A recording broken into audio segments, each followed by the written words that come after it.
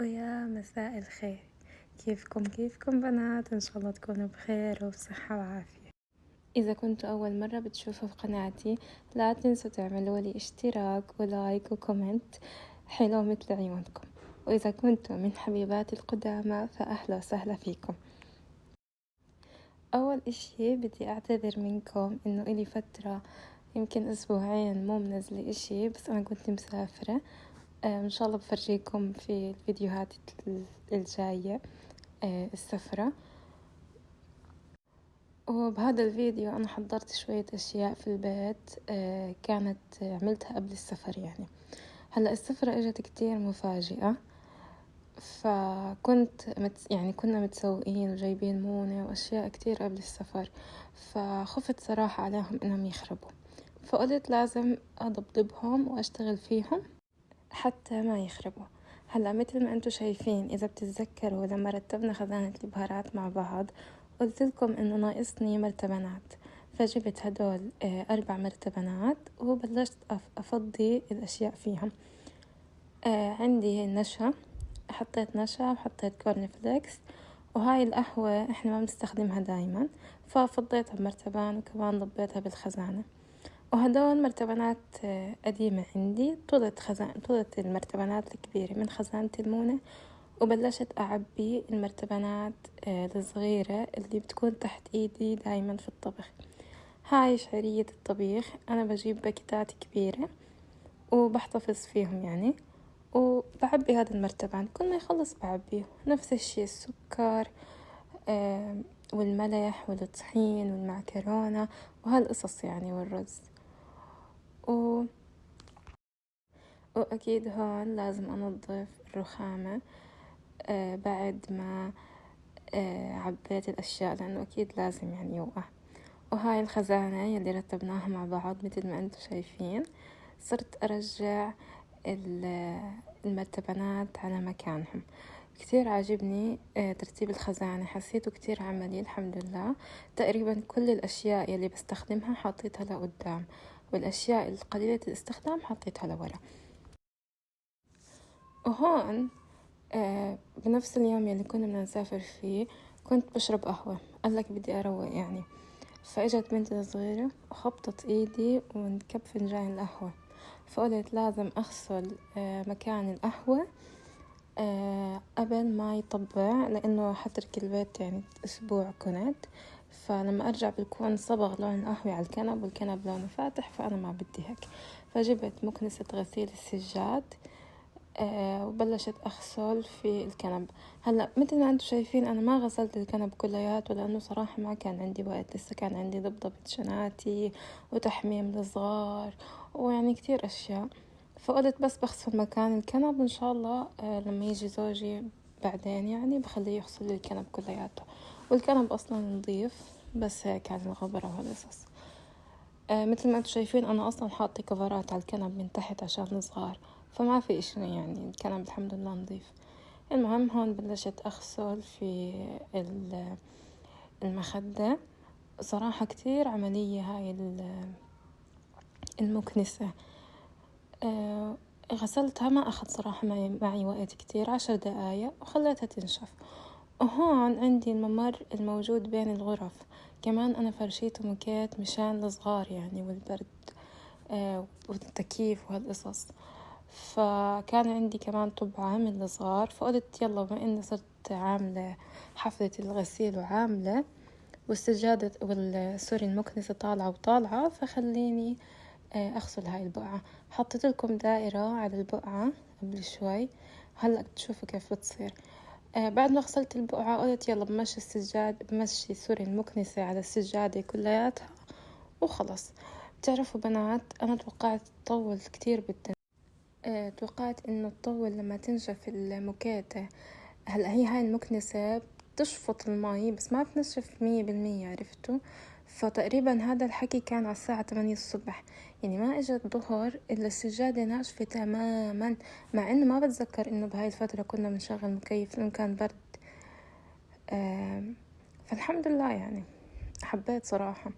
المهم هون بلشت أعمل كل السجادة، ما أخذت معي وقت كتير، بس بتعرفوا الصغار بكون الشغل بعمل شوي بروح أشوفهم، بعمل شوي بروح أشوف شو بدهم. هلأ أنا أول مرة بعمل بالمكنسة لحالي، بس كنت قبل مفكريتها تقيلة وبتغلب وكتير أحكي خلاص زوجي بخليه يعمل هو السجادة هاي. من زمان كنت أعملها بس كنت هيك خايفة صراحة. بعدين لما استخدمتها طلعت كتير خفيفة وسهلة وما بتغلب يعني، فالحمد لله انبسطت كتير. شوفوا مثل ما انتوا شايفين المي قد ايه سودا طالعة من الغبرة. بتعرفوا هاي المكنسة إلها صابون خاص فيها، يعني مو أي صابون بنحط فيها.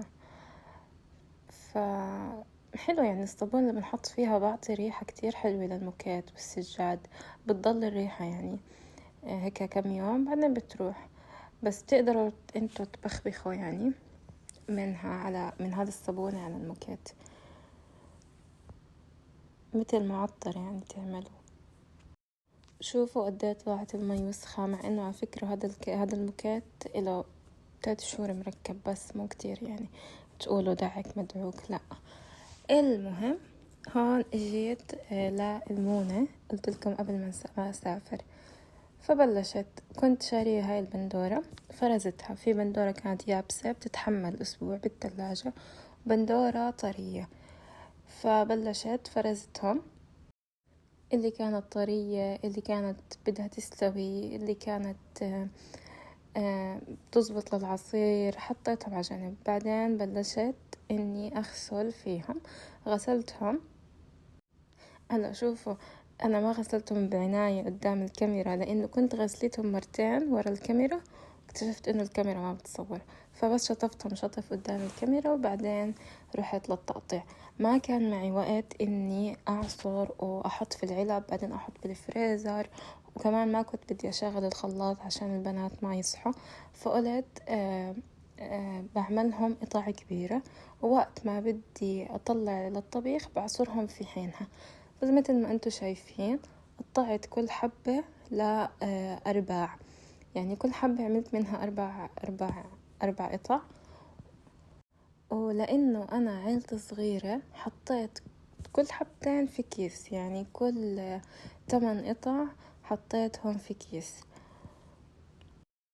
بعدين رحت جبت الأكياس وفتحت الأكياس كلياتهم، حطيتهم جنبي وبلشت أحط البندورة جوا الأكياس. وبعدين طلعت جرور الخضرة في عندي بالفريزر وحطيت البندورة فيه. هلأ أنا الفريزر تبع تلاجتي موجود تحت، وعندي أربع أدراج ورفين، فعاملة يعني درج للحوم ودرج للدجاج، درج للأسماك، ودرج للتفريزات. والرفوف حاطة في رف خبز، والرف التاني حاطة فيه أشياء الحلويات يعني اللي بدها تفريز. فهلأ بتشوفوا كيف أنا كل الأشياء اللي عملتها اليوم حطيتها في رف الخضروات. مثل ما بتشوفوا بهذا الرف أنا حاطة موز مجمد، حاطة أكياس الفراولة جاهزة، حاطة كيس ذرة. هلا الذرة أنا بجيب عادي يعني كوز الذرة الطبيعي، وبعدين بسلقه وبعمله بالسكينة مثل ما هلا بتشوفوا، وبخليه شرائح. وقت الطبخ بطلع الشريحة اللي بدي إياها وبفرطها فوق الطبيخ، لأنه فرطها وهي مجمدة أسهل من فرطها وهي لأ. فمثل ما قلت لكم بعمل هيك، طبعا ما بطلع فيها أي طعم غريب، وكمان أحسن من إنه نشتري المعلبة، لأنه المعلبة مليان مواد حافظة وهيك، فالأحسن إنك تعمل هاي الطريقة. شوفوا مثل ما قلت لكم. هلا بعد ما ضبيت الذرة وضبيت الجرور وخلاص، تذكرت إنه في عندي فواكه كمان لازم أنقيها وأجمد يلي بده تجميد. فقطعت الفواكه وبعدين عملتهم يعني خلطتهم مع بعض كل أنواع الفواكه اللي عندي، وعملتهم أكياس للكوكتيل. مثل ما تشوف حطيت مانجا تفاح موز وجوافة، خلطتهم عملت 3 أكياس للكوكتيل. وهاد المقطع صراحة بعد السفر كنت عاملة أوردر من شي للبيت، فقلت خليني أفتح معكم في هذا الفيديو.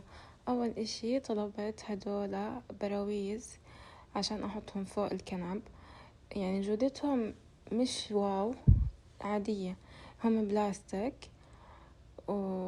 وبيجوا 3 مع بعض، وبيجوا مقاسات، انت بتختاري المقاس اللي بدك اياه، وكمان بيجوا فضيات ما فيهم اي صورة، انت لازم تشتري الصور لحال، هلا لقدام بتشوفوهم. جبت هدول العلب حتى احطهم على المجلة، بحط فيهم الكلور وسائل الجلي بدل ما احط العلب الكبيرة، يعني منظرهم الطف. جبت هذا البوت للولو، وجبت هذه الساعة، هلا بآخر الفيديو بتشوفوها للساعة كيف تركبتها. صراحة ما صورت معكم وأنا بركب البراويز وأنا بركب بالساعة، لأنه خليت زوجي هو اللي يركبهم ويبلش فيهم. وجبت هاي كتير يا بنات، هاي حلوة، علاقة المفاتيح، حطيتها جنب الباب، كتير حلوة ولطيفة وبسيطة، يعني بسيطة كتير، وما أعطت أزمة للمكان. كأنه بيجي فيها 6 مفاتيح، وبتيجي هاي النبتات الصغيرة اللي هي مناظر، بتنحط فوقيها، بتشوفوها بآخر الفيديو، بيجي معها دبل فيس بتتلزق فيها تلزيق.